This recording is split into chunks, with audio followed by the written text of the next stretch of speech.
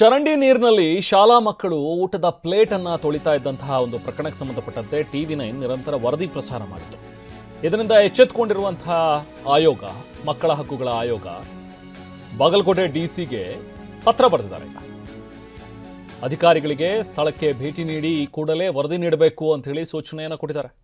ತಪ್ಪಿತಸ್ಥ ಅಧಿಕಾರಿಗಳು ಯಾರಿದ್ದಾರೆ ಅಂಥವ್ರ ವಿರುದ್ಧ ಸೂಕ್ತ ಕ್ರಮ ಕೈಗೊಳ್ಳಬೇಕು ಅಂತಲೂ ಕೂಡ ಹೇಳಿದ್ದಾರೆ. ಈಗ ಪತ್ರದಲ್ಲಿ ಜಮಖಂಡಿಯ ಆಲಬಾಳ ಗ್ರಾಮದಲ್ಲಿ ನಡೆದಿದ್ದಂಥ ಒಂದು ಘಟನೆ. ಅಲ್ಲಿ ನೋಡಿ, ಅಲ್ಲಿ ಮಕ್ಕಳನ್ನು ನೋಡ್ತಾ ಇದ್ದೀವಿ ನಾವೀಗ. ಆ ಚರಂಡಿ ನೀರು ಕಟ್ಟಾಗಿದೆ, ಆ ಚರಂಡಿ ಪೈಪ್ ಕಟ್ಟಾಗಿ ಅಲ್ಲಿ ಬಂದು ನಿಂತಿರುವಂಥ ನೀರು, ಆ ನೀರಿನಲ್ಲಿ ಪಾಪ ಮಕ್ಕಳು ಆ ಪ್ಲೇಟನ್ನು ತೊಳಿತಾ ಇದ್ದಾರೆ. ಇದು ಬಿಸಿಯೂಟಕ್ಕೆ ಅಂಥೇಳಿ ಮಕ್ಕಳಿಗೆ ಏನು ಪ್ಲೇಟ್ ಕೊಡ್ತಾರಲ್ಲ, ಮಕ್ಕಳು ಪ್ಲೇಟ್ ತೊಗೊಂಡು ಬಂದಿರ್ತಾರಲ್ಲ, ಅದನ್ನು ತಿಂದು ಆದಮೇಲೆ ಅಥವಾ ತಿನ್ನೋಕ್ಕಿಂತ ಮುಂಚೆ ರೀತಿ ಆ ಪಾಪ ತೊಳ್ಕೊಂಡು ಹೋಗಿ ಅಲ್ಲಿ ಕೂತ್ಕೊಳ್ಳೋದು ಅವ್ರ ಊಟಕ್ಕೆ. ಎಂಥವ್ರಿಗಾದರೂ ಕೂಡ ಮನುಷ್ಯತ್ವ ಅನ್ನುವಂಥವ್ರು ಇರೋರಿಗೆ ಖಂಡಿತವಾಗ್ಲೂ ಇದನ್ನು ನೋಡಿದಾಗ ಹಿಂಸೆ ಅನ್ಸಲ್ವಾ ಮನಸ್ಸಿಗೆ? ಅಧಿಕಾರಿಗಳು ಇಷ್ಟು ನಿರ್ಲಕ್ಷ್ಯವನ್ನು ವಹಿಸ್ತಾರ ಅಂದರೆ, ನೀವು ಹಾಗಾದರೆ ಕೂತ್ಕೊಂಡು ಇಂಥದ್ದೇ ಪ್ಲೇಟಲ್ಲಿ ಊಟ ಮಾಡ್ತೀರಾ? ಅಥವಾ ನಿಮ್ಮ ಮಕ್ಕಳೇನಾದರೂ ಈ ಥರದ ಪ್ಲೇಟಲ್ಲಿ ಊಟ ಮಾಡಿದಾಗ ನಿಮಗೆ ಎಷ್ಟು ಹಿಂಸೆ ಅನಿಸುತ್ತಲ್ವಾ? ಪ್ರತಿಯೊಬ್ಬರದ್ದು ಹಾಗೆ ತಾನೆ, ಎಲ್ಲ ಮಕ್ಕಳು ಹಾಗೆ ತಾನೆ.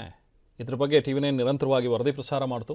ತಕ್ಷಣ ಈಗ ಇಂಪ್ಯಾಕ್ಟ್ ಆಗಿದೆ. ಮಕ್ಕಳ ಹಕ್ಕುಗಳ ಆಯೋಗಕ್ಕೆ, ಅವರ ಗಮನಕ್ಕೆ ಇದು ಬಂತು. ತಕ್ಷಣಕ್ಕೆ ಅಲ್ಲಿನ DCಗೆ ಈಗ ಡೈರೆಕ್ಟ್ ಮಾಡಿದ್ದಾರೆ, ಈ ಕೂಡಲೇ ಇದರ ಬಗ್ಗೆ ಕ್ರಮ ಆಗಬೇಕು ಅಂತ.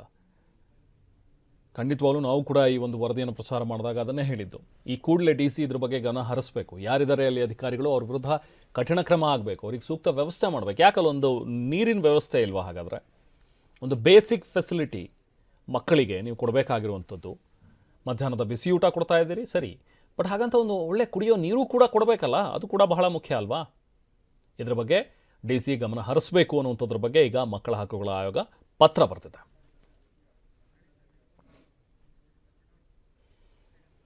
ಇನ್ನು ಮತ್ತೊಂದು TV9 ಬಿಗ್ ಇಂಪ್ಯಾಕ್ಟ್. ಬಾಕಿ ಬಿಲ್ ಅನ್ನು ಉಳಿಸ್ಕೊಂಡಿದ್ದಂತಹ KADB ಏನಿದೆ ಅದನ್ನು ಪಾವತಿಸಿದೆ. ಈಗ ತುಮಕೂರಿನ ಸಿದ್ಧಗಂಗಾ ಮಠಕ್ಕೆ ಇನ್ಮೇಲೆ ಆದರೂ ಜಲಬವಣೆ ನೀಗುತ್ತೆ.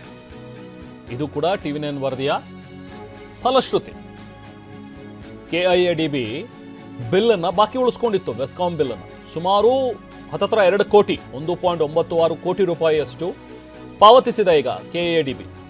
ದೇವರಾಯಪಟ್ಟಣ ಕೆರೆಗೆ ಇನ್ಮೇಲೆ ನೀರು ಹರಿಯುತ್ತೆ. ಬಾಕಿ ಬಿಲ್ ಪಾವತಿಸಿಲ್ಲ ಅಂಥೇಳಿ ವಿದ್ಯುತ್ ಸಂಪರ್ಕ ಕಡಿತಗೊಂಡಿತ್ತು. ಸೊ ಈಗ ವಿದ್ಯುತ್ ಸಂಪರ್ಕ ಇಲ್ಲ ಅಂಥೇಳಿ ದೇವರಾಯಪಟ್ಟಣ ಕೆರೆಗೆ ನೀರು ಸರಬರಾಜು ಆಗ್ತಿರಲಿಲ್ಲ, ಅದು ಸ್ಥಗಿತ ಆಗಿತ್ತು. ಹೊನ್ನೇನಹಳ್ಳಿ ಕೆರೆಯಿಂದ ದೇವರಾಯಪಟ್ಟಣಕ್ಕೆ ನೀರನ್ನು ಸ್ಥಗಿತಗೊಳಿಸ್ಬಿಟ್ಟಿದ್ರು. ಕಳೆದ 6 ತಿಂಗಳಿಂದ ಬಂದಾಗಿತ್ತು ನೀರು ಸರಬರಾಜು. ಏಪ್ರಿಲ್ 2024ರಿಂದ ಜನವರಿ 2026 ಇದುವರೆಗೂ ಕೂಡ ಬಾಕಿ ಉಳಿಸ್ಕೊಂಡಿದ್ರು ಬಿಲ್. KADBಯ ಎಡವಟ್ಟಿನ ಬಗ್ಗೆ ಸುದ್ದಿಯನ್ನು ಬಿತ್ತರಿಸಿತು TV9. ತಕ್ಷಣ RTGS ಮೂಲಕ ಈಗ ಬಿಲ್ ಪಾವತಿ ಮಾಡಿದೆ KADB.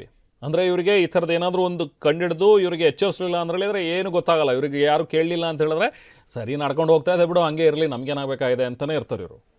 ಯಾವಾಗ TV9 ಇದ್ರ ಬಗ್ಗೆ ವರದಿ ಪ್ರಸಾರ ಮಾಡ್ತು, ಎಚ್ಚೆತ್ಕೊಂಡಂತಹ KADB ಈಗ ಬಿಲ್ಲನ್ನು ಪಾವತಿ ಮಾಡಿದೆ. ಸೊ ಇದರಿಂದಾಗಿ ಸಿದ್ಧಗಂಗಾ ಮಠಕ್ಕೆ ಬರಬೇಕಾಗಿರುವಂಥ ನೀರು ಕೂಡ ನಿಂತಿತ್ತು. ಪಾಪ ಅಲ್ಲಿ ಕೂಡ ವಿದ್ಯಾರ್ಥಿಗಳು ಪರಿತಪಿಸ್ತಾ ಇದ್ರು.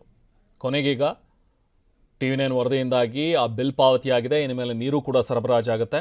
ಆ ಭಾಗದ ಜನ ಈಗ ನಿಟ್ಟುಸಿರು ಬಿಟ್ಟಿದ್ದಾರೆ. ಸಿದ್ಧಗಂಗಾ ಮಠಕ್ಕೂ ಕೂಡ ಇನ್ಮೇಲೆ ನೀರಿನ ಸಮಸ್ಯೆ ಇರಲ್ಲ. ದೇವರಾಯಪಟ್ಟಣ ಕೆರೆಗೆ ಈಗ ನೀರು ಹರಿಯುತ್ತೆ. ಸೊ ಅದರಿಂದಾಗಿ ಎಲ್ರಿಗೂ ಕೂಡ ನೀರಿನ ಬವಣೆ ಕೂಡ ನೀಗುತ್ತೆ. ಇದು TV9ನ ಮತ್ತೊಂದು ಬಿಗ್ ಇಂಪ್ಯಾಕ್ಟ್.